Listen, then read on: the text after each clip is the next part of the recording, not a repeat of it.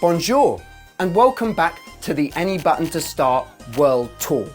Today, we travel to mainland Europe to visit one of its most famous and iconic cities.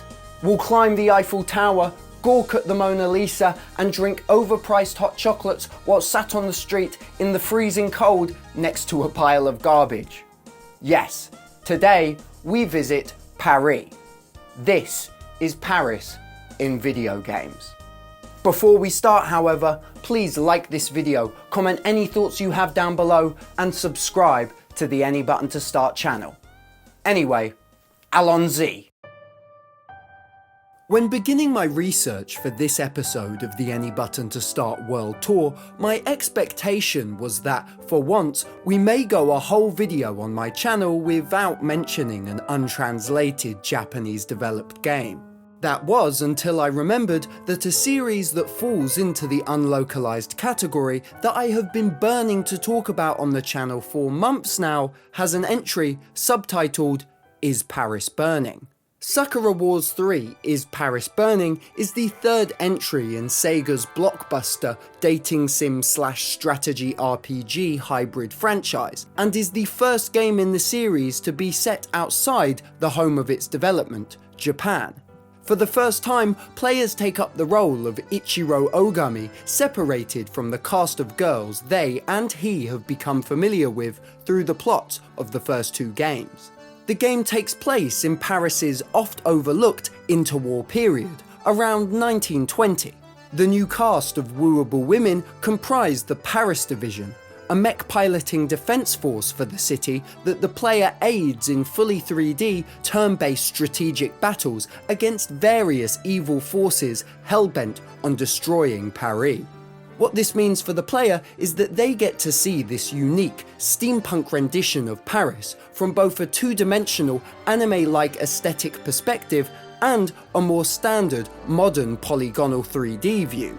The combat sections use the scale of the city's architecture to sell the bombast of the battles, and to make the Paris Division's mechs look larger than life, whilst the dating sim and exploration sections distill Paris down to its aesthetical skeleton by cartoonishly depicting only the city's most iconic sites and locations. Sakura Wars 3 lends its series' signature charm to a city that already oozes the stuff, and by consequence, Is Paris Burning's depiction of the city is a joy to exist in and to protect from invaders.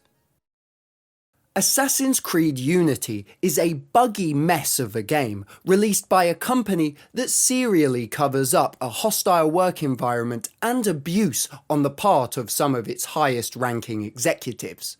Sorry, I just had to get that out of the way first, as my opinions on Unity have become much more nuanced than I ever thought they'd be, and before I go on, I wanted us all to be on the same page regarding those first two statements. With that said, we can discuss AC Unity without its overbearing context and examine its depiction of Paris. The game is set at the precipice of the French Revolution in the year of 1789, probably the most interesting period of Parisian history. You play as Arnaud Dorian, a man born into the French aristocracy whose father was killed when he was a child, and who, at the dawn of the revolution, is broken out of prison and made a fugitive. This setup for the main character allows the writers and designers to have their cake and eat it too when it comes to depictions of the bourgeois and of the peasantry. In its early hours, Unity will enchant with its recreations of the criminally ornate and gaudy interiors of aristocratic estates and royal palaces. Then, once the revolution begins and the player is closer to the ground, both literally and figuratively, the game will share the same level of detail with the muddy and chaotic streets of mid-revolution Paris as it allowed to the flashy ballrooms and beautiful balconies of its opening. Unity spends a great deal of effort in depicting large crowds, both to serve the bougie parties and the raucous riots.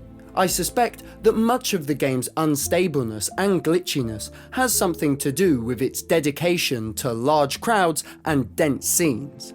Even when playing today, years after the game's release and preceding numerous patches, I ran into an unignorable number of bugs when capturing footage for this video. However, through experiencing the jittery instability of the game as a piece of software, I couldn't help but draw parallels to the game's setting and narrative. Just as the game buckles and breaks under the weight of its own graphical ambition, the opulent tastes of the French aristocracy were slowly breaking the back of wider French society, until those cracks and glitches turned into the hard crash of full-on revolution. This connection made me gain a great deal of appreciation for Assassin's Creed Unity as a meta-object. Though as a game one completes, I truly wanted no part. Unity is the height of the monotonous Ubisoft open-world game structure, and has some of the most sleep-inducing mission designs I have ever interacted with. However, the sheer ambition of its depiction of Paris at such a famous moment in history, and the love that clearly went into that depiction, makes Unity worth its cost. I'm genuinely looking forward to booting the game back up and just existing in its tense and hectic world. Here's one you've never heard of or are just being reminded about for the first time in years. This is, quite ironically, Remember Me. During the 7th console generation, the Japanese game industry was in a slump. The majority AA development teams in the East had a hard time scaling their workflows to the demands of HD development, and hence many Japanese publishers began to outsource their titles to development studios in the West, usually to mixed results. One of the last remaining artifacts from that hazy era was Remember Me, a 2013 cinematic action-adventure game published by Capcom and developed by Parisian studio Don't Nod.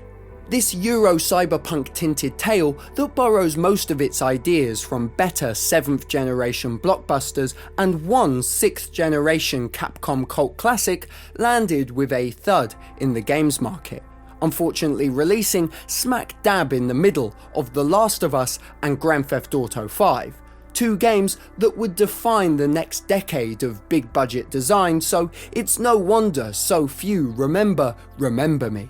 Despite its developer being from the city, it's clear Remember Me chose Paris as a setting to tap into the city's history of class segregation and revolution.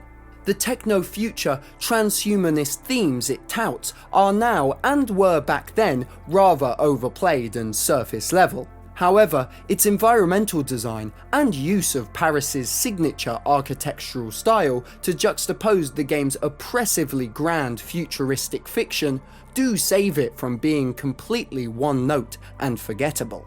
Its 7th gen insistence of shoehorned climbing and parkour mechanics did make me sigh in exasperation at first, though its allowance of good views did make me appreciate its sparingly used verticality. Unfortunately, however, nothing I have praised the game for thus far, or its wholesale borrowing of God Hand's combo building mechanics, will make me want to launch the game past the point of uploading this video. Whilst of course France and Paris have a thriving game scene, and have done since at least the 80s, from my perspective their films have always been more praised and influential than their games. France's cinematic history is long and deep, with much of contemporary Hollywood's sensibilities and techniques being traceable to Parisian filmmaking. In our modern day, the country's film industry is probably most famous for their stock of ultra-respected character actors. The likes of Gérard Depardieu, Vincent Cassel and Saïd Taghmaoui have been around the world representing the very best of French cinema. Though for the topic of this video, we're interested in an actor who has been around the world and through time to represent France through a different medium: games. In 2004, Jean Reno, probably best known for his titular role in Leon the Professional, starred in a tour de force blockbuster time-travelling tale different from any other project he had been involved with in the past. Onimusha 3 Demon Siege is the third entry in Capcom's short-lived, samurai-flavoured Resident Evil-like hack-and-slash series Onimusha. With the first two games already going for a cinematically tinted aesthetic, the higher-ups at Capcom must have felt it necessary to lean into this aspect of the series with Demon Siege, as Reno's performance isn't the only part of this game that feels out of the movies. Within this third title, Onimusha's signature static camera angles frame Paris in the same grandiosity the city is known for. The way in which the game contrasts the sculptorly bespokeness of modern-day Paris with the untamed nature of its other main setting of Sengoku-era Japan only helps to sell the intricacy of Paris's design and the modern elegance it embodies. The game similarly uses the city's mind-mappian layout to stage its Resident Evil-style corridor mazes, and even mines from the wealth of mythology surrounding Paris's subterranean layer to feed into its intriguing fiction. Onimusha 3, more so than any other game we have covered today, uses its Parisian setting to inform its level design and overall structure, making it a fascinating test case for the use of real-world locations in video games. I usually attempt to stay away from games that only feature the location we're discussing sparingly, or don't treat it like the main setting. World-spanning adventures aren't usually what I tend to discuss in this series. However, seeing as this game only just released, and made me audibly gasp when it dropped me into its recreation of Paris, I thought that I had to give it an honourable mention. Towards the middle of Bayonetta 3, after the player has explored barren deserts and crumbling ruins for hours, the player is seamlessly transported to the heart of Paris.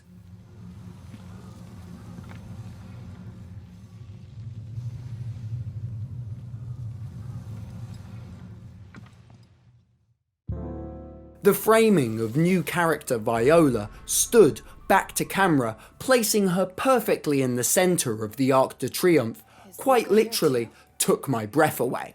The way in which the scene was lit completely by streetlights and such, with a sky nearing dusk and the iconic archway splitting the image meticulously in two, are strokes of genius and help to introduce the area masterfully. The attempt at verisimilitude with the street and the rest of the Parisian levels stands in stark contrast with the rest of the more otherworldly locations within the game. However, the use of moody lighting, jazzy background music, and the general elegance of an empty Paris helps to link these areas to the game's atmosphere of stylish sophistication. Well, there you have it. 5-ish games set in Paris. It was funny playing the games for this video right after doing the episodes on New York and LA. Firstly, because my selection pool for Paris was much smaller and a lot more niche than for those other two cities, and secondly, the types of experiences and games crafted around Paris are worlds apart from the ones created for those American cities. Whether that be in the fact that many games based in America are set in modern day whilst the majority of these Parisian games take a historical setting, or the fact that I encountered a lot less gun violence within the research process for this video. I wonder why. Anyway, my time looking at Paris in video games has given me a new appreciation for the iconic and historically significant city, and has left me motivated to explore the rest of Europe through video games. And I hope you plan on joining me. Until then, thank you for watching, and don't forget to like, comment, and subscribe to the Any Button to Start channel. Until next time.